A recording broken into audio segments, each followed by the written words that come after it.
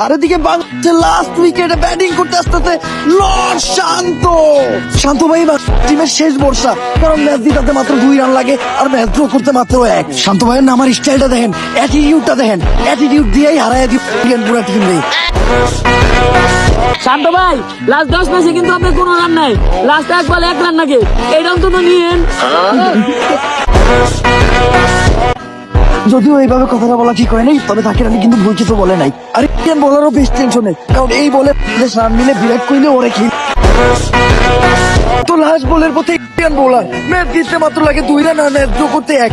সবার চোখে মুখে টেনশন, বল ছাড়ছে, পুরা বাংলাদেশের চোখ শান্ত ভাইয়ের দিকে।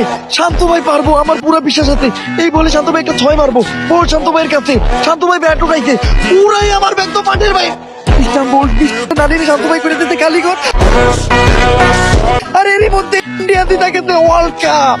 সমীকরণ মিলাইয়া ফাইনালে উঠার পরও এই সুযোগ হারাইল বাংলাদেশ। অবশ্য মন ভাঙতে আমারও, কারণ আমিও বাংলাদেশের পক্ষে টেকা। এজন্যই বলে যে খেলে সে খায়।